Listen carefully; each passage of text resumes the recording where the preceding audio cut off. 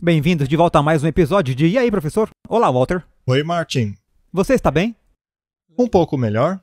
Quase lá. Sua voz está bem melhor.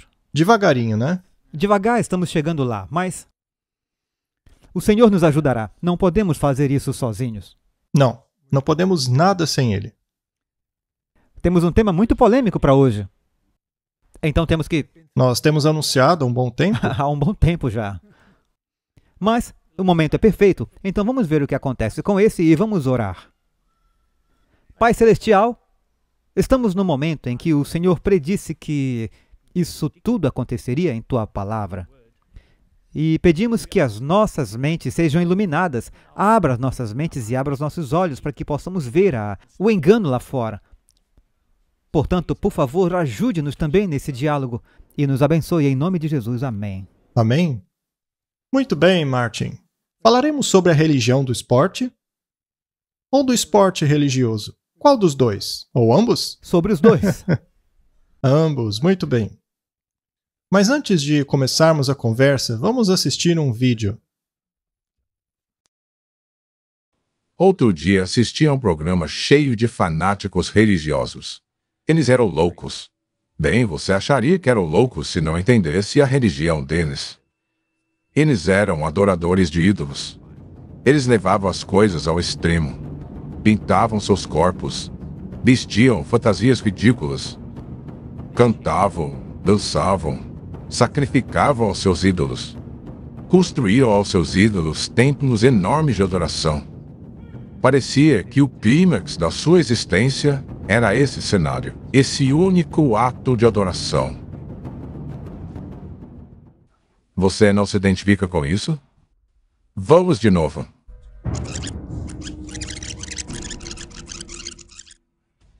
Outro dia assisti a um programa cheio de fanáticos religiosos. Eles eram loucos. Eles eram adoradores de ídolos. Eles levavam as coisas ao extremo.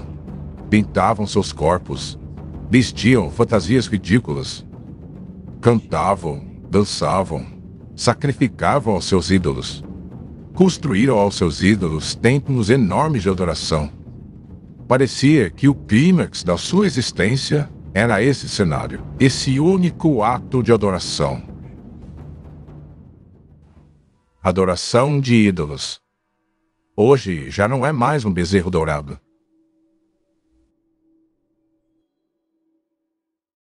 Não é interessante? Eu acho que é um bom cenário para o que queremos discutir, porque eu acho que todos podem começar a se relacionar com o que está acontecendo aqui. Muito bem. A pergunta é: o que está por trás disso? Para onde isso nos leva? Qual é o seu objetivo? E como pode servir o propósito daqueles que estão por trás? Sim. Esta é a pergunta. Muito bem, vamos para o livro de Êxodo. Êxodo 32, versos 2 a 6. E Arão lhes disse: arrancai os pendentes de ouro, que estão nas orelhas de vossas mulheres, e de vossos filhos, e de vossas filhas, e trazei-mos. E com isso Arão fez um bezerro de ouro e proclamou: amanhã será festa ao Senhor. E no dia seguinte madrugaram, e ofereceram holocaustos, e trouxeram ofertas pacíficas, e o povo assentou-se a comer e a beber. Depois levantou-se a folgar. Martin? E isso soa como um cenário do fim do mundo? As pessoas estavam comendo, bebendo, estavam bastante ociosas. O grande pecado de Sodoma e Gomorra foi a ociosidade. Havia uma abundância de ociosidade. Não sabiam o que fazer com o tempo. E então eles se levantaram e jogaram. Mas jogaram o quê? Antes de falarmos sobre eles levantarem para jogar, isso me faz pensar também no banquete no salão de Nabucodonosor. Eles estavam comendo, bebendo e provavelmente todos eles estavam fazendo todo tipo de coisa antes do julgamento. Nas festividades romanas, além da grande glutonaria, também haviam os jogos. Sim. Eles tinham muitos jogos. Eles entretinham milhares no Coliseu. Então eles se levantaram e jogaram. Esse jogaram tem a ver com esporte. Esse esporte era um ritual antigo que era parte do ritual de adoração ao sol. Vamos nos aprofundar mais sobre isso. Vamos ler o Espírito de Profecia. As Escrituras são um tesouro de pérolas preciosas, e todos vocês precisam delas. Quanto tempo é gasto por seres humanos inteligentes com corridas de cavalo, partidas de cricket e jogos de bola? Será que a indulgência nesses esportes dão ao homem um desejo de conhecer mais da verdade e da justiça? Boa pergunta, não é? Será que manterão Deus em seus pensamentos? Os levarão a perguntar como estão diante de Deus? Todos os poderes de Satanás são colocados em operação para prender a sua atenção em momentos frívolos, e ele está conseguindo isso. Bom, muitas pessoas vão dizer que essa é uma interpretação muito estreita. É verdade. Mas, Martin, você pode me mostrar um texto na Bíblia em que é mencionado o esporte, além do texto que acabamos de ver, e que não é num sentido positivo? Existe qualquer ponto no Novo Testamento no qual Jesus e seus discípulos jogaram jogos de bola? Não. Certeza? Você leu a Bíblia direito? Tenho toda a certeza. Alguns fazem até piada com isso, distorcendo algumas palavras para dar sentido de que sim, mas a resposta é não, eles não jogavam. A pergunta agora é: será que alguém pode ser feliz sem o esporte? Essa é uma pergunta muito boa, Não é mesmo? porque parece que o mundo vai lhe dizer: Não, não dá para ser feliz. Você precisa dessas distrações. Afinal de contas, o mundo é um lugar difícil de se viver e a gente precisa dessas coisas. Bem, eu não conheço o seu passado em relação ao esporte, mas você costumava praticar esportes, Martin? sim, muito, muito mesmo. O que você fazia? Rugby, bem, que eu mesmo pratico rugby e atletismo, mas eu assistia e golfe. Eu amava golfe. E eu também assistia a todos os esportes. Qualquer esporte. Eu era fanático. Eu era um fã de todos os esportes. E eu ia assistir jogos. E eu me envolvia muito com eles. A minha família era muito praticante de esporte. Meus 2 tios eram estrelas do tênis. E estamos falando da Copa Davis aqui. Eles eram verdadeiras estrelas. Eu joguei bastante tênis também. Eu não jogava rugby, porque na escola alemã eles não tinham rugby. E quando eu finalmente fui para outra escola, mais tarde em minha vida, eu não era muito bom em jogar rugby. Ainda assim, eu era um fanático de rugby. Eu era tão fanático por rugby que quando meu time perdia, eu quebrava a minha televisão. É. Ou se estivesse no estádio, você queria brigar.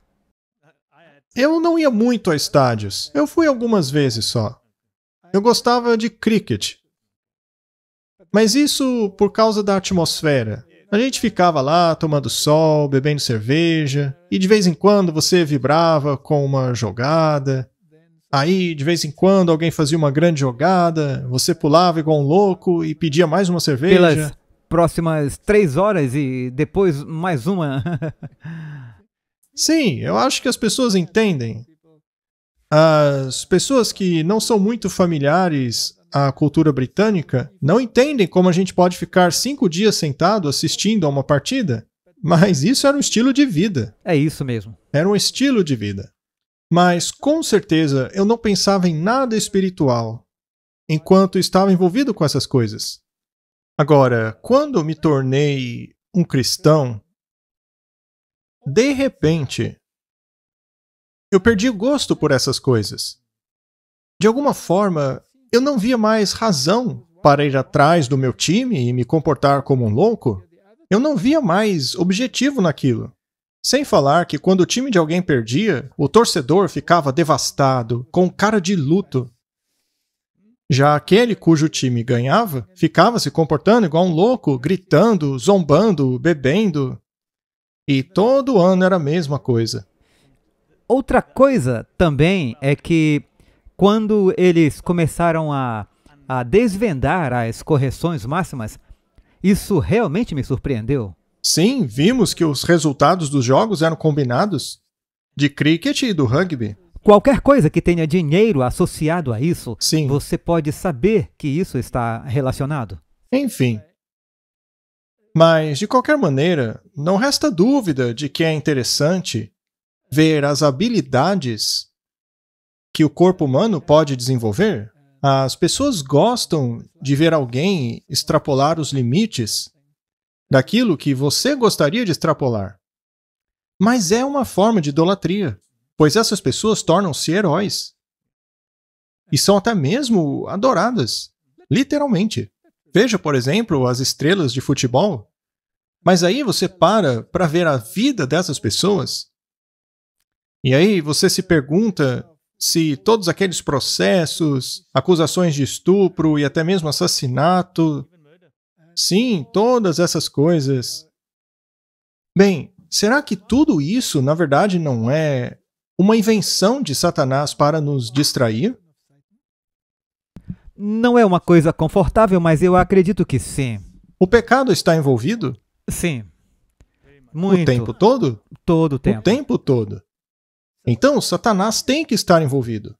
Veja mais uma citação. Algumas das diversões mais populares, como o futebol e o boxe, tornaram-se escolas de brutalidade, que estão desenvolvendo as mesmas características dos jogos da Roma antiga. O amor ao domínio, o orgulho da mera força bruta, o descaso da vida estão exercendo sobre a juventude um poder desmoralizador que nos aterra. Outros jogos atléticos, embora não tão embrutecedores, são pouco menos reprováveis por causa do excesso com que são praticados. Estimulam o amor ao prazer, alimentando assim desinteresse pelo trabalho útil, a disposição de evitar os deveres práticos e as responsabilidades. Tendem a destruir a graça pelas sóbrias realidades da vida e seus prazeres tranquilos. Desta maneira, abre-se a porta para a dissipação e desregramento com seus terríveis resultados. Muito bem, façamos uma pergunta. Imagine que você teve uma semana difícil e está exausto. Assistir a uma partida de esporte certamente vai gerar uma adrenalina no seu corpo, mas no dia seguinte você vai estar ainda mais exausto. E aí ela faz menção dos prazeres tranquilos. Talvez caminhar ao lado de um rio, numa montanha, sentar num gramado bonito, talvez ter um piquenique. Isso também recarga suas baterias, sem os efeitos colaterais da adrenalina? Então é uma questão de perspectiva. Eu sei que é difícil para as pessoas fazer essa mudança, porque isso já está enraizado. Ah, sim, com certeza. Agora, será que o esporte é religioso? Seria um ato de adoração? Bem, você encontra os mesmos atributos em um ginásio de esportes que você encontra, por exemplo, em uma reunião carismática. Você vê até mesmo as ondas humanas. Você mesmo viu isso, não foi? Então, é a mesma adrenalina, a mesma atividade e, provavelmente, o mesmo espírito. É possível. Se a manifestação é a mesma, talvez o espírito seja o mesmo. Bem, aqui temos um trecho de um vídeo do Little Light Studios. Vamos dar uma olhadinha. Com relação à Nova Zelândia, o jogo não começa com o apito, começa com a haka. Para os Maori, sua história é uma coisa viva. É o poder pulsante e vibrante dos antigos ancestrais, dos deuses que, segundo a sua crença, podem canalizá-los à grandeza.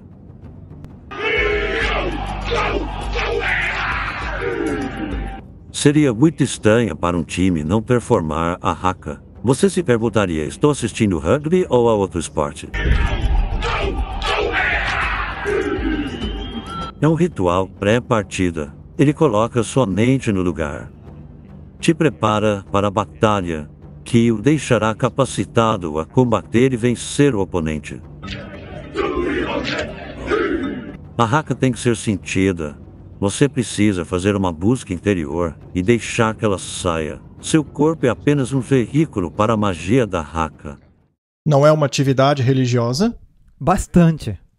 Não é mesmo? Sim, é uma batalha. Essa atividade parece empoderar os jogadores. Eles não estão pedindo ao Lao, ou seja, aos deuses menores, para dar força a eles? Sim, Isso não gera intimidação? definitivamente. Quanto mais, quer dizer, se você pegar partidas de rugby ou boxe, antes de uma grande luta de boxe, como é a intimidação de ambos os boxeadores? E as encaradas? Eu já assisti tanto disso na minha vida. Eu assisti a muitas lutas de boxe. Já houve vezes em que um dos lutadores chegou mesmo a morrer no último round. E aí começa todo aquele falatório sobre a segurança desse esporte, que dura talvez 1, 2 semanas, e daí volta tudo de novo, até a próxima morte de um lutador. Morte, ou mesmo mutilação, ou quando alguém fica com sequelas, vegetando numa cama pelo resto da vida, não é? É isso mesmo. Isso é de Deus? Veja, vamos ter que falar sobre isso, porque nós vamos ter que falar sobre talento. Quando é um talento de Deus? Seria um talento esmurrar a sua cara? Se eu ler nas Escrituras, eu não consigo ver isso, porque Cristo está no centro disso. Bem, nós afirmamos aqui que se trata de adoração ao Sol. Vamos ver algumas evidências. Há um livro chamado O Sol no Mito e na Arte. É uma publicação da Unesco. É um documento bastante grosso. É um grande livro. Tem figuras brilhantes nele. E eles falam a respeito do jogo solar de polo, o qual ele jogava com o Sol. O polo era conhecido entre os persas e a significância de seu jogo solar foi resgatado por Akbar. Marcar um gol com a bola solar equivalia à vitória da luz contra as trevas, ou do bem contra o mal. A bola é o símbolo do sol em todos os esportes, como futebol, hóquei, basquete e cricket.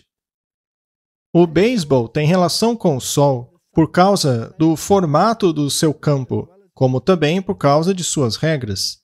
Como todos os esportes, o beisebol também incorpora os ciclos temporais solares, da mesma maneira que muitas antigas competições cerimoniais praticadas em rituais de fertilidade. Essa informação direto da fonte, nos dizendo que é um sistema de adoração solar. E se você vê os padrões da bola, você verá que esses mesmos padrões, em uma medida ou outra, da bola de futebol ou qualquer outra. Agora, veja, algumas bolas são ovais, como a do rugby e do futebol americano. É uma bola oval, como você bem sabe. Essa bola representa um ovo. É o ovo cósmico, que dá a luz ao Salvador. E o bem e o mal, que você vê aqui, é uma relação entre yin e yang. Não é uma luta da força da luz para derrotar a força das trevas. Não, porque no próximo ano o mal será vitorioso e ele se tornará luz. Portanto, são apenas dois componentes do mesmo sistema. É a magia negra contra a magia branca. Mas continua sendo mágica. Mas continua sendo magia. A história suméria de Gilgamesh, inscrita em tábuas cuneiformes, narra como um equipamento esportivo, uma vara, um anel ou uma tigela, que Gilgamesh havia esculpido de uma árvore arrancada, caiu no mundo inferior quando ele começou a oprimir seu povo por meio de repetidas competições atléticas. E por fim, foi o deus Sol que abriu um buraco no chão para recuperá-los.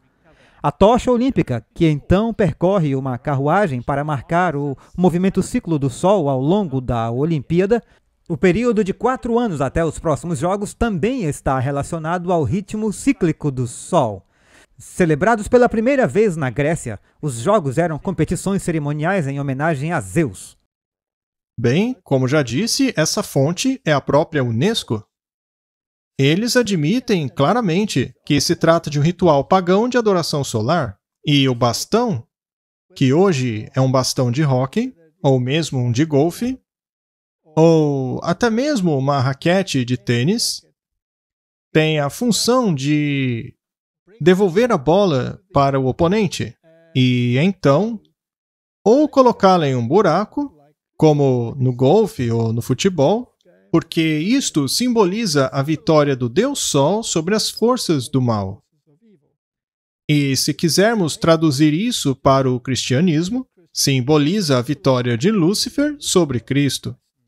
É verdade, porque Zeus foi homenageado e ele é a representação de Lúcifer, na verdade, em toda a história. Os símbolos do Sol, da Lua e outros planetas foram utilizados nos Jogos Olímpicos de Barcelona.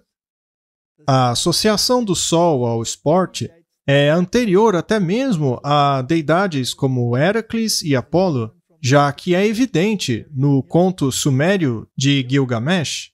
Então, quando olhamos para essas cerimônias de abertura, ficamos surpreendidos com a sua natureza pagã. Sim, você lembra daquela vez em que mostramos um touro que entrou no...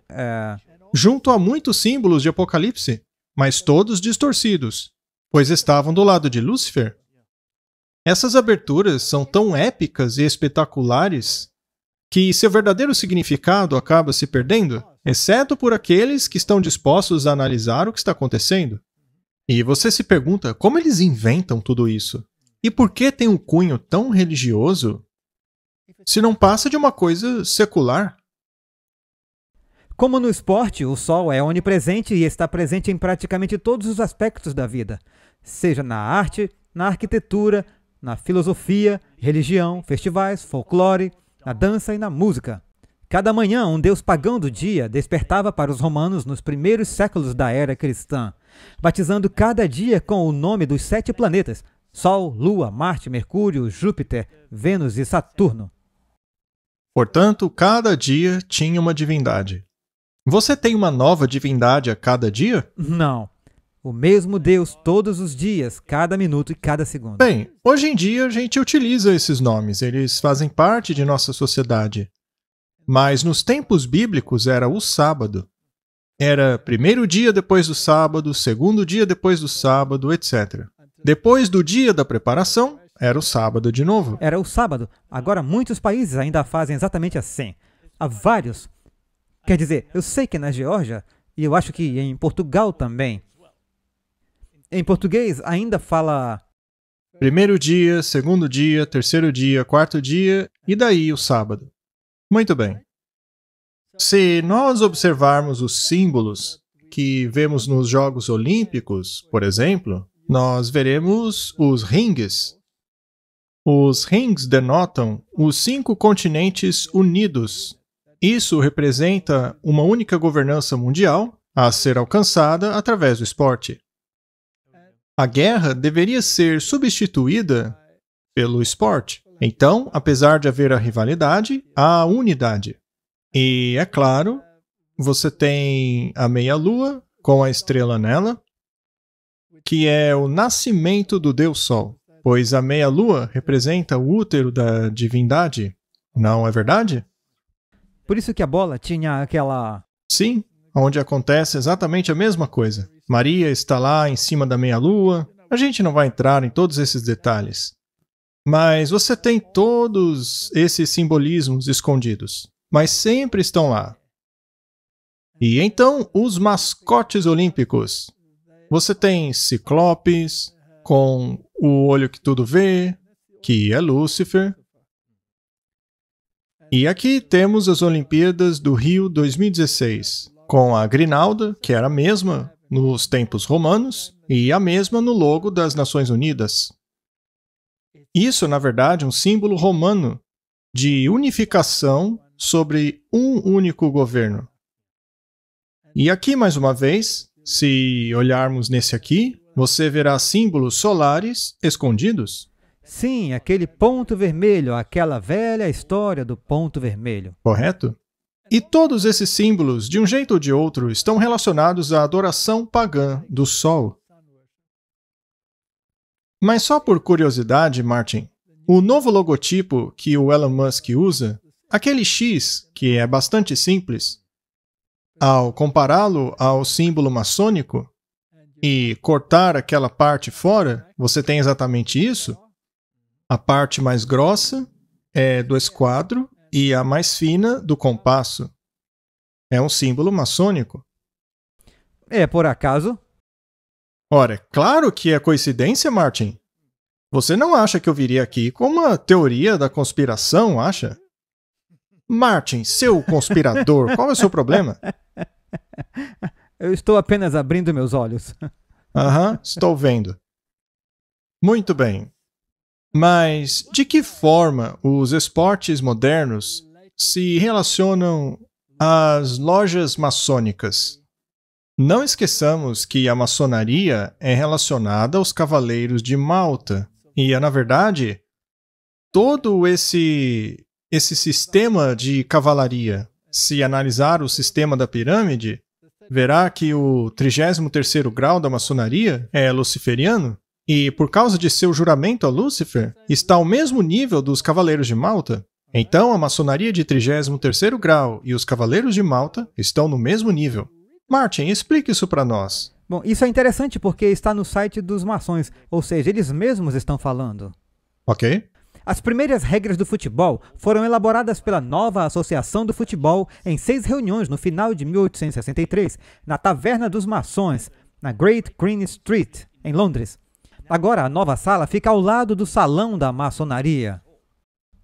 Após a primeira partida sob as novas regras do futebol, em janeiro de 1864, foi feito um brinde muito maçônico ao sucesso do futebol, independente de classe ou credo. Há várias lojas maçônicas com o nome de seus times famosos: Enfield Lodge 2215, Everton Lodge e, mais recentemente, a Football Lodge número 9921. A Football Lodge foi criada por David Lalana, pai do astro inglês Adam Lalana. Os membros da loja compartilham sua paixão pelo amor ao jogo e, por meio da maçonaria, esperam se conectar com as bases do esporte na comunidade. Muitos jogadores e dirigentes famosos desfrutam da companhia da maçonaria, incluindo Don Rave, que jogou em vários times de futebol, incluindo o Manchester City, de 51 a 56. Em seguida, dirigiu o Leeds United em 1961 a 1974, com o qual ele ganhou a FA Cup em 1972 e a European Cup em 1973. Don Rave tornou-se o técnico do time de futebol da Inglaterra entre 74 e 77. Aí vem as cores azuis do Manchester City Kit. Parece familiar? Então, até as cores do Manchester City foram reconhecidas pelos maçons, pela maçonaria. Sim, é um ritual maçônico. A coisa toda, as regras, tudo. Até as cores. A coisa toda nasceu em lojas maçônicas. E a gente sempre diz aqui que por trás de uma loja maçônica tem sempre um jesuíta. É isso mesmo. Vamos falar sobre eles mais tarde. Estamos sempre falando deles, não é? Vejamos esse daqui. Atletas maçons, as 10 estrelas do esporte mais famosas que fizeram juramento. Eles não são tão poderosos quanto os políticos, não são tão ricos quanto os CEOs e não são tão inteligentes quanto os bolsistas Rhodes. Mas, por qualquer motivo, os atletas são constantemente membros das sociedades secretas mais elitistas do mundo. A mais antiga e mais famosa dessas sociedades, a maçonaria, não é exceção. Há mais de 100 anos, os atletas americanos são maçons ativos. Praticam uma variedade de esportes e vêm de diversas origens, mas todos eles adotaram o segredo. Bem, aí temos alguns deles. Até mesmo o Arnold Palmer foi um maçom muito famoso. E essas pessoas são estrelas, são embaixadores pelo jogo. Seriam embaixadores da adoração solar? Definitivamente. Se eles prestaram o juramento, então, obviamente, isso é feito para aquele a quem prestaram o juramento. Correto?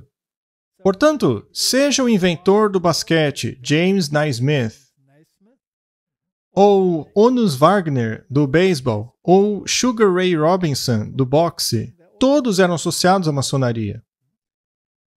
Isso é interessante, não é? Temos aqui um artigo na Scottish Rite falando sobre importantes atletas maçons. O que a maçonaria, o futebol, o beisebol e o golfe têm em comum? Todos eles foram moldados de alguma forma por um maçom. Agora, neste artigo, eles contam a história da origem do esporte e dizem que o jogo imensamente popular de futebol, ou soccer, foi criado originalmente no Bar dos Maçons, perto do Covent Garden, em Londres, em 1863. No processo de deliberação das regras do jogo, os maçons criaram duas categorias de futebol: o futebol de associação e o futebol de rugby. Inicialmente, as diferenças entre os dois eram pouco nítidas, mas em 1874 elas se estabeleceram nos esportes distintos que conhecemos hoje. Há até mesmo aspectos do futebol e do rugby que se espelham nos rituais e tradições maçônicos. O rei do golfe, considerado um dos maiores golfistas de todos os tempos, o irmão Palmer, era grau 33 e foi elevado a mestre maçom em 1959 na loja Royal Highland, na Pensilvânia.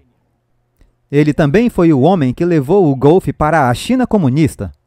As décadas de serviço do irmão Palmer lhe renderam a medalha Gorgas do rito escocês em 2010. Portanto, se você conquista algo importante, você é agraciado com medalhas e honras. E onde você é regado e premiado com esses elogios, veja quem são os chefes desse sistema. Martin, olhe para as datas de quando foram criados esses esportes. São todos ali de 1800, não é? Isso não soa curioso para você? Quando acabaram os 2.300 anos da profecia? 1844. 1844? Pouco tempo depois, você tem todas essas coisas. Em 1844 surgiu a primeira organização ecumênica, a Young Men's Christian Association. Então, começou o ecumenismo, depois os sistemas de comunicação, depois as grandes ferrovias, o surgimento dos vários meios para promulgar tanto a verdade como o erro. Havia todas essas religiões enganosas e tudo mais. Tudo surgindo ao mesmo tempo.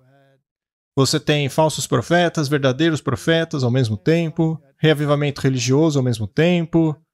E então, o desenvolvimento dessas grandes fraternidades de esporte nas lojas maçônicas, aonde, aliás, operam os Cavaleiros de Malta e os Jesuítas. Muito bem. Vamos falar sobre os Jesuítas? Vamos lá. Certo. Nós sabemos que os Jesuítas foram criados para combater a reforma. Já explicamos isso aqui muitas vezes, Martin. E a maneira como eles combateriam a reforma era criando um sistema chamado aprendizado contra aprendizado.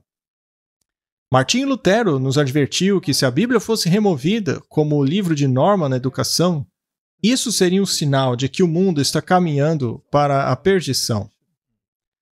E uma das primeiras coisas que os jesuítas fizeram foi infiltrar-se nas instituições de ensino, nas grandes universidades do mundo, as quais muitas eram protestantes. Quando eles também nos trouxeram a escola teológica. Todas começaram como escolas teológicas. E elas foram secularizadas. Esse foi o primeiro passo, elas foram secularizadas. Após isso, você tinha que criar um sistema científico que contrariasse a Bíblia. Então a Bíblia foi lentamente sendo empurrada para o campo da mitologia. E a ciência jesuítica tomou conta de tudo. Não importa o campo, seja a medicina, no qual começaram com a ideia da vacinação e todas essas coisas, tudo em 1800. E quando se trata do ser humano, como falamos de ordinal? E todas essas remoções no sentido dos rituais. E então os sistemas de aprendizado contra aprendizado foram introduzidos nas universidades de todo o mundo. Todas tinham o mesmo currículo. Eram basicamente o mesmo. Mas não eram apenas institutos de educação. Não eram apenas eruditos de Oxford, como acabamos de ler. Esses esportistas podiam até não ser muito inteligentes, mas associados a cada instituição de ensino, havia uma instituição de esporte. Foi isso que eles trouxeram. E foi assim que eles introduziram o entretenimento jesuíta, o teatro jesuíta.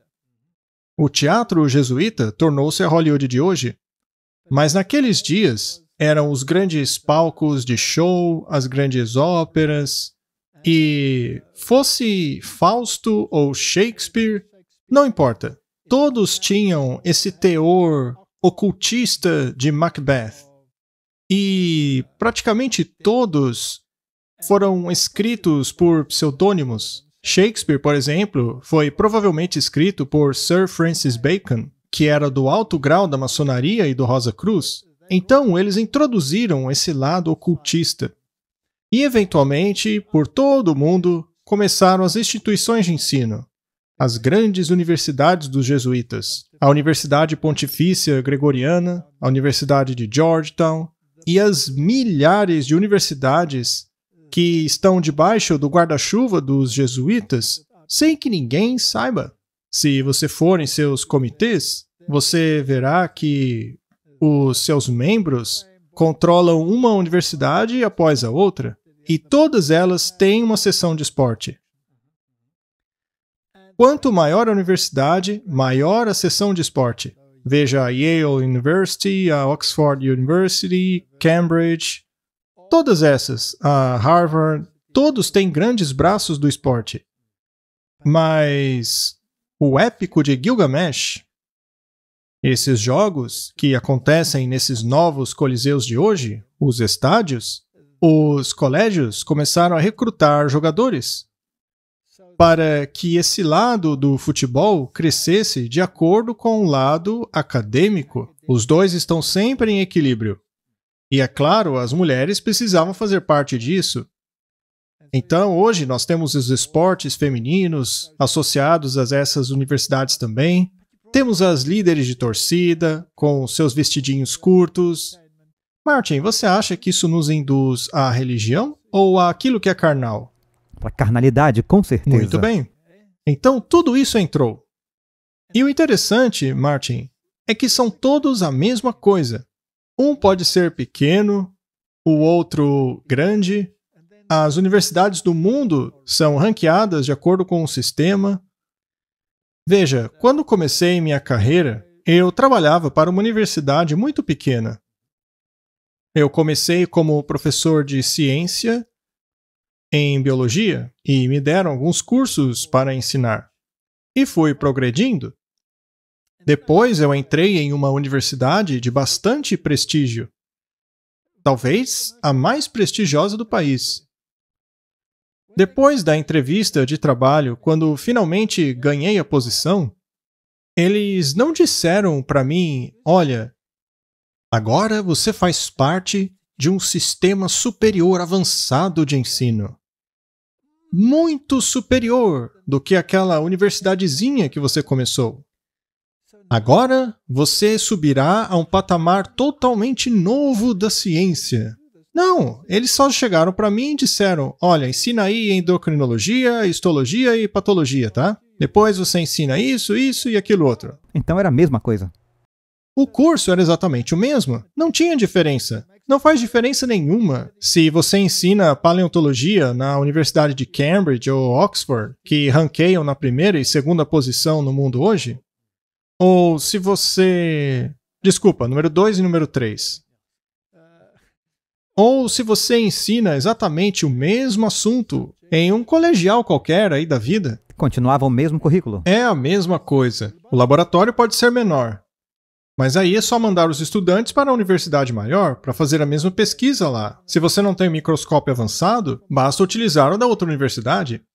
Então, é a mesma coisa. O currículo é exatamente o mesmo. A ciência é a mesma. E o esporte é o mesmo. A rivalidade é exatamente a mesma. Então, seria esse um sistema para mantê-lo distraído? Você também não mencionou para mim, e nas conversas que tivemos anteriormente, que elas também são as universidades e as equipes esportivas que são a base De onde vêm as equipes nacionais e as estaduais? Exato. Todos são originados no mesmo ninho, vamos chamar assim. E é assim que todo esse sistema funciona. E isso vem das escolas, portanto, é aprendizado contra aprendizado, como você disse. Sim, e as universidades começaram pelas escolas. Então, por exemplo, a Universidade de Cape Town era, na verdade, um braço da SACS, Escolas Colegiais Sul-Africanas. Então, essas coisas são incorporadas até mesmo nas escolas colegiais da África do Sul. Então, tudo isso começa nas escolas e depois passa para as instituições de ensino superior. O esporte faz parte de cada escola e de cada universidade. É um sistema jesuítico. E é um sistema universal. E é tudo a mesma coisa, não importa em onde você esteja. A pergunta que se deve fazer é: isso tudo é verdade? Por exemplo, a ciência que é ensinada, será ela verdadeira? No que tange, por exemplo, à paleontologia, o cristão acredita no catastrofismo, no dilúvio universal. E os colégios e universidades ensinam o uniformitarianismo com os famosos milhões e milhões de anos. Para eles, isso é ciência e ponto. É ciência revisada. Isso torna tudo correto? Então deve ser verdade, né? Mas o cristão sabe que isso daí não é verdade. Agora você deve se perguntar, se é assim nesse nível, como serão os outros? Será que existe mais de um tipo de ciência? Não estamos vendo agora, com esses grandes debates que estão ocorrendo pelo mundo com respeito à origem de certas doenças, não está havendo uma divisão na ciência, com um lado sendo denegrido e o outro exaltado? Veja, o teatro jesuíta, esse aprendizado contra aprendizado, tomou conta do mundo todo. E o currículo, esteja você em um país comunista, como na Rússia ou na China, ou esteja você mesmo na Mongólia, vai ser exatamente o mesmo daquilo que aprenderá na Cambridge, na Oxford, em Harvard, em qualquer uma, na Yale, etc. Eu só quero me desviar um pouco do assunto. Você mencionou os números 2 e 3, número 1, como vimos no MIT. Sim. Mas é tudo a mesma coisa. E o que eu queria dizer é que, sim. Então, mesmo o outro lado é o esporte. Ok. Em todo o mundo. Assim como o aprendizado, o esporte é o mesmo em todos os lugares. E o esporte serve para unir todos. Agora, se essas universidades todas começaram como institutos religiosos, será que teria sobrado algum instituto puro ou seriam todos ecumênicos? Todos ecumênicos. Eles não são até mesmo infiéis? Não temos todo vento de teologia denegrindo a Bíblia em todas estas instituições? Não é aprendizado contra aprendizado? Com certeza. Os jesuítas não foram bem-sucedidos? Ah, com certeza. O esporte não é uma ferramenta?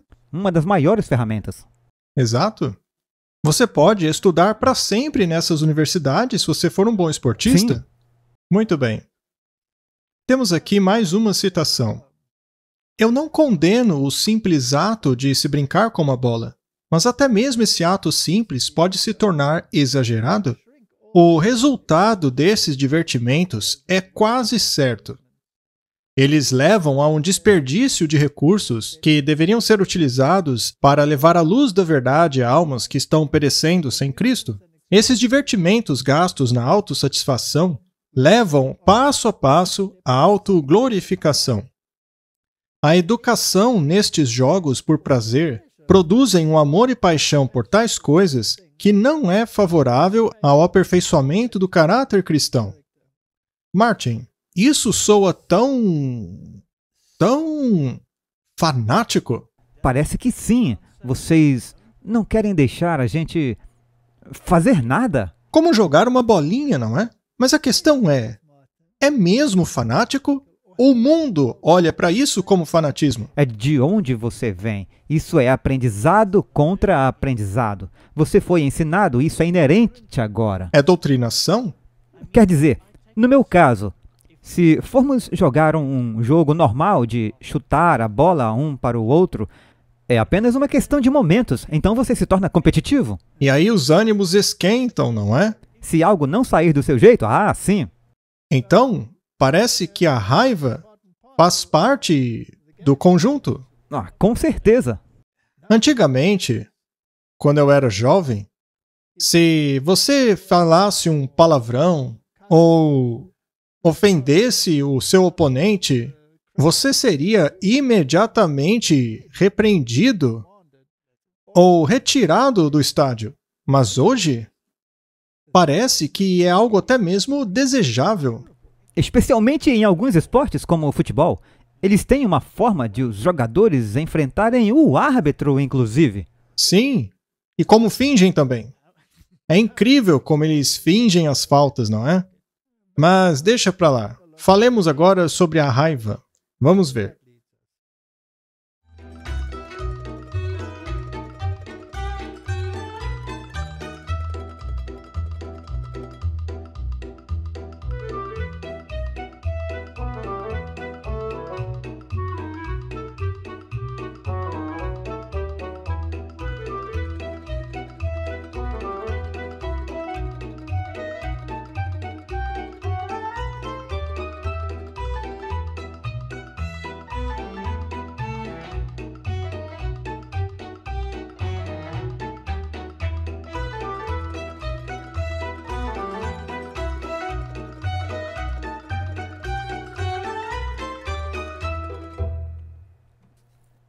Isso deve ser de Deus, não? Eu devo admitir que muitas vezes eu me sentia assim quando praticava esportes. Eu sei, eu também. Quando meu time perdia, eu fazia a mesma coisa.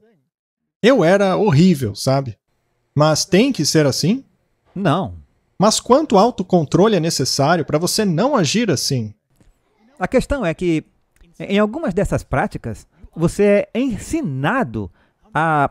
Quantas dessas pessoas em sua... Especialmente quando você começa, por exemplo, no atletismo, eles ensinam você a estabelecer e visualizar toda a sua corrida e como você vai ultrapassar o resto das pessoas. Depois no rugby,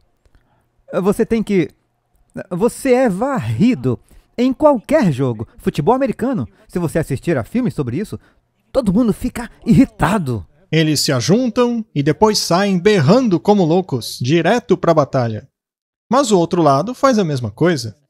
Mas quão bíblico ou centrado em Deus é isso? Muito bem, vamos ver o oposto em mais um clipe do Little Light. Certa vez eu li a respeito de crianças que nunca tinham participado de esportes de competição. Por exemplo, na tribo israelita Kibbutz, as crianças, de maneira espontânea, dividem o prêmio sempre que uma competição é vencida. Já a tribo Mixtecan consideram a competitividade e inveja dos esportes como um pequeno crime. Já os Tangu criam jogos cujo objetivo é exatamente chegar ao empate. Mas a mais interessante de todas é a tribo Ubuntu. Certo dia, um antropólogo do Ocidente foi à África para estudar o comportamento social de uma tribo. Ele sugeriu um jogo às crianças e elas aceitaram. Ele colocou uma cesta cheia de frutas debaixo de uma árvore e fez com que as crianças se afastassem 100 metros. Ele então anunciou que a criança que chegasse primeiro à cesta ganharia as frutas, podendo comê-las todas sozinha. Ele as aninhou, levantou a mão para dar a largada. 3, 2, 1, vai! Surpreendentemente, as crianças deram as mãos umas às outras e aí sim começaram a correr. Todas chegaram na cesta ao mesmo tempo. Então se assentaram todas juntas e começaram a comer as frutas, sorrindo o tempo todo. O antropólogo não acreditava naquilo e perguntou por que esperaram umas pelas outras ao invés de tentar conseguir a cesta sozinhas. Balançando a cabeça, as crianças disseram: Ubuntu. Como uma de nós pode estar feliz enquanto os demais estão tristes? Essas crianças tinham mais entendimento do que qualquer cultura ocidental. Como alguém pode ser feliz ganhando enquanto o outro perde? Nosso objetivo nessa vida é ajudar os outros, e não ser o melhor. Martin, o esporte não pode custar sua religião? Sim. Às vezes, você não tem que escolher entre a religião e o esporte. Eu acho que na maioria das vezes, especialmente quando você começa a progredir e se tornar bom naquele esporte. E às vezes o impulso é tão grande que você não consegue resistir. Eu conheço muitas pessoas em nossa igreja que eram tão boas em um esporte que foram chamadas para jogar em um time estadual ou mesmo nacional e tiveram que fazer uma escolha. E a escolha é tão difícil que a maioria delas escolheram o esporte. Isso me leva ao que mencionamos anteriormente. Esse é um talento de Deus. E se isso afasta você daquele que exige isso de você? Exato. Bem, leia isso pra gente, Martin, porque é muito interessante. Esse artigo é sobre o corredor Bolt. Sim, eu não sei quantas pessoas sabem, mas Bolt já foi adventista do sétimo dia. Ok. Então vamos ler. Bolt pensa em voltar para a igreja. O lendário velocista Usain Bolt diz que está pensando em retornar ao rebanho adventista do sétimo dia, depois de ter deixado de frequentar há alguns anos para perseguir seu sonho atlético. Os pais do icônico atleta são membros da Igreja Adventista do sétimo dia de Sherwood County, em Trelawney. Eu comecei quando eu era jovem, mas por causa do atletismo, eu não pude seguir esse caminho. Mas eu estou sempre presente e eu contribuo para ajudar a igreja ao máximo possível. Ele estava presente na quarta-feira, no segundo dos 5 dias do 5º Camporee de Desbravadores da Divisão Interamericana dos Adventistas do sétimo dia no Trelawney Multipurpose Stadium. Disse Bolt. Eu estou aqui para encorajar os jovens e explicar a eles que tudo é possível. Trazer alegria e elevar o espírito. Minha mãe é uma grande adventista do sétimo dia. Portanto, eu estou feliz por estar aqui e mostrar meu apoio, ele disse. Eu estou aqui apenas para lhes dar alguma palavra de incentivo para que eles sempre trabalhem duro e nunca desistam. Acreditem em si mesmos, acreditem em seus sonhos. Deus me deu um talento e eu o uso da melhor maneira possível. Então eu só quero dizer, deem toda a glória a Deus e aproveitem o Camporee. Martin, tem coisas boas e ruins aí, não é? Sim, um monte de declarações conflitantes. Mas isso mostra o conflito dentro da pessoa. Essa é a questão. Agora, quando meu filho estava na escola, no colegial, ele era muito bom no cricket. E, na verdade, ele era o capitão do time. Quando ele foi confrontado com a questão do sábado, ele teve que fazer uma escolha.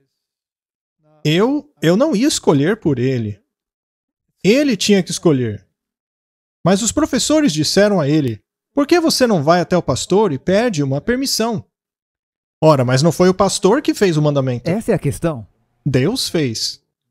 Então, será que ele pode ir a Deus pedindo que ele mude o mandamento? Naturalmente, isso não é possível, porque Deus não muda aquilo que saiu de sua boca. Então criou um conflito nele.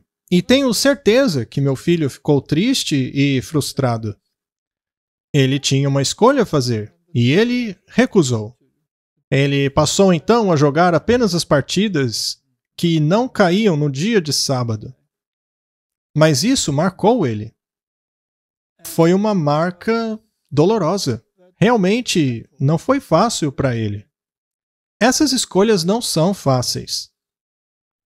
Daniel também não teve que fazer escolhas difíceis?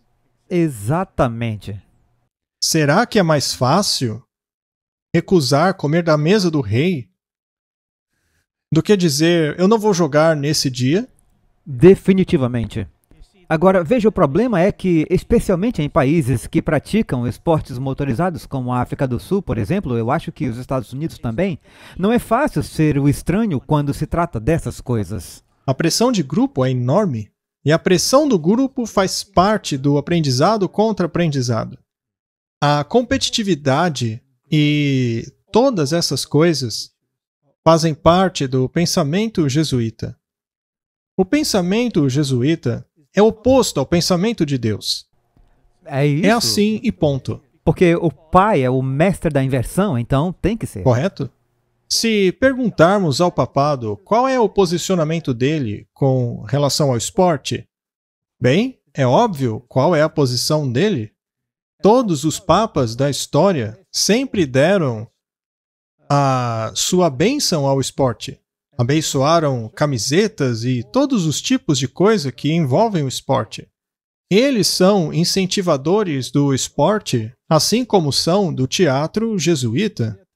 Assim como também são os incentivadores de um monte de coisas na sociedade, seja da sociedade econômica, sociedade política, sociedade bancária, a fraternidade, educação... Sim, tudo. Tudo. Você se lembra? Nós falamos sobre isso. Houve um filme que saiu sobre os dois papas. Sim, Era sobre Bento e Francisco. correto. E no final, Foi o esporte que os uniu. eles sentam e assistem a um jogo de futebol juntos. Apesar de um deles ter dito que nunca havia se envolvido com aquilo, ainda assim ele gostou. Então o esporte os uniu. Duas ideologias aparentemente diferentes, reconciliadas pelo esporte. Leia para nós, por favor. Em 18 de junho, o Vaticano lançou o seu primeiro documento oficial sobre esportes, intitulado Dar o Melhor de Si. Um documento sobre a perspectiva cristã do esporte e da pessoa humana. A publicação do Dicastério para os Leigos, a família e a vida aprofunda a história e o potencial do esporte no desenvolvimento humano. Ele promove a natureza formativa do esporte e defende que todos na igreja entendam o esporte como um meio de missão e santificação. Esporte como meio de santificação? Como vimos, o esporte é unha e carne com a adoração solar. É isso que está em sua raiz. Você pode frequentar os estádios, os eventos esportivos, tudo isso pode, porque é um ato de adoração. Na verdade, está incentivando. E para eles leva a santificação. Especialmente o boxe leva a santificação, né? Você vai santificar o seu adversário. Talvez permanentemente. Continue. O documento é o último de uma recente ênfase do Vaticano e do próprio Papa Francisco em entender o esporte como um local de formação que merece nossa atenção. Pare um pouquinho. Formação. Aprendizado contra aprendizado. Formação espiritual. Não introduziram o mesmo nas igrejas, mas apenas num nível diferente. Eu quero dizer, eu falei com você sobre isso antes. O que é isso se você se deitar e visualizar a música tocando durante toda a corrida que você está correndo? O que mais é isso senão formação espiritual? Isso é formação espiritual? É um sistema de adoração. Eles usam música? Sim. Usam música no esporte? Ah, sim. Tipo... Que tipo de música eles usam no esporte? Não é um tipo de música empolgante? Ou uma banda de rock pesado? O que é uma formação? Formação é formar um tipo de caráter. Seria esse o caráter de Cristo? Muito bem, continue. Com o Jogue como um campeão na vanguarda dos esforços para fornecer formação para técnicos e pais de atletas jovens e do ensino médio. Temos o orgulho de estarmos envolvidos em conversas em vários níveis que buscam aumentar e melhorar seus esforços na formação. Muito bem. Em relação às questões religiosas, eles têm treinadores? Sim. Sim. Especialmente em formação espiritual. Existe um treinador na formação espiritual. Sabe de uma coisa? Que fiquem com isso aí. Eles podem fazer um estádio no meio do deserto. Eu não tenho o menor interesse no treinador deles. Eu já tenho um. Aqui está ele. É a palavra de Deus. Ela me diz aonde ir. Me diz aonde Deus quer que eu esteja. Eu não preciso de um treinador que coloque um monte de lixo na minha cabeça. Eu sei que o que eu disse parece duro, pois muitas igrejas gostam muito dos coaches, dos treinadores, não é? Bem, eu desprezo isso. Porque não vem de Deus. Não? Muito bem. Será que o esporte nos leva a honrar o terceiro mandamento? O terceiro mandamento católico e o nosso quarto mandamento. É claro, ainda tem essa questão, né? Eles ainda erraram nesse ponto. Eles fazem besteira até na tentativa de mudar os mandamentos. Portanto, podemos ser diretos. Isso vai ajudar a honrar o domingo. Correto. Aqui nós temos o Registro Católico Nacional. Vamos ler o que eles têm a dizer. Bem, trata-se dos esportes de domingo e honrar o terceiro mandamento, de acordo com eles. Houve uma pergunta, que é essa. A participação nos esportes dominicais é compatível com o cumprimento do terceiro mandamento? Resposta. Sua pergunta, de modo geral, está relacionada a como os cristãos devem cumprir o terceiro mandamento. Lembra-te do dia de sábado para santificá-lo. Vamos parar aí para nos certificar de que as pessoas compreendam isso. Isso não é bíblico, tá? Não, porque não é isso que está na Bíblia, mas no catecismo. Após o último episódio, alguém perguntou: você pode provar que a Igreja Católica diz que o domingo é o dia de sábado deles? Bem, eles acabaram de dizer claramente. Continue. Portanto, as Escrituras querem dizer abster-se de trabalhar imitando Deus, que depois de criar o universo em 6 dias, descansou no 7º. Eles creem mesmo nisso? Não, eles acreditam na evolução. Pois é. Continue. Os judeus celebram o Shabat no sábado, enquanto os cristãos o celebram no primeiro dia da semana, o domingo, em homenagem ao dia da ressurreição, o dia do Senhor. Há algum mandamento na Bíblia que ordene isso? O domingo, não. O que é que honra a ressurreição na Bíblia? Não seria o batismo? Sim. Ele não representa a morte e a ressurreição? Então isso é uma distorção total das Escrituras. Eu só queria que as pessoas entendessem. Entendem? Em todo caso, o dia do Senhor, ele disse, o 7º dia é o seu dia, portanto é o dia do Senhor. E você pode ler isso em Isaías 58. O honrado dia do Senhor é o sábado, e não o primeiro dia da semana. De qualquer forma, é uma celebração recorrente todo o 7º dia, quando, deixando brevemente para trás a labuta que o trabalho se tornou após a queda, lembramos de Deus. Em cumprimento a esse dever, a Igreja ensina que a participação na missa dominical é moralmente obrigatória. Você não acha que a missa dominical, por ser obrigatória, será um dos meios pelos quais eles pretendem impor a mais recente legislação dominical de que todos no mundo terá que participar? Bem, eles querem uma Eucaristia em comum, mas eu não posso participar dela, porque, segundo eles, trata-se do mesmo sacrifício que foi feito na cruz. Mas aquele sacrifício, de acordo com eles, não foi para expiar meus pecados, mas para agradar a Deus. E isso é uma grande distorção de todo o plano da salvação. Além disso, é um símbolo pagão, porque Jesus se sacrificou de uma vez por todas. Não há necessidade de um novo sacrifício, mas estes sacerdotes dizem que sim. Porque na missa é feito um sacrifício, mas não é o sacrifício que a Bíblia quer. O sacrifício que a Bíblia quer é um coração contrito e um espírito arrependido. Esse é o sacrifício que Deus quer, e é somente nesse sentido que nos tornamos sacerdotes. Mas ofertar num altar uma representação como literal daquilo que aconteceu na cruz, isso é blasfêmia. Muito bem, continue. Na melhor das hipóteses, assistir e praticar esportes pode ser uma pausa maravilhosa na rotina semanal e um momento de solidariedade familiar. Quando as famílias assistem aos jogos juntas na TV ou pensam que os jogos têm membros da família, elas oferecem oportunidades de diversão e de esforço físico e mental prazeroso e saudável. É realmente uma maneira apropriada de passar parte do dia do Senhor. Na pior das hipóteses, eles podem colocar a competição acima do espírito esportivo, facilitar a linguagem e sobrecarregar as famílias com compromissos de viagens semanais que são punitivos. E depois continua dizendo que, se esse for o caso, é preciso voltar ao aspecto de fraternidade dos esportes no domingo. É uma diversão maravilhosa. E é para sua santificação. Isso é... Você acredita nisso? Não. Não. Absolutamente. Eu também não. Todo mundo sabe onde nossos esportes podem chegar se seguirmos o caminho dos esportes da maneira que está sendo colocado para você fazer. Muito bem, Martin. Fechamos o assunto. Vimos que é uma religião. E vimos que, de acordo com a Igreja Católica Romana, é uma atividade apropriada para o sábado.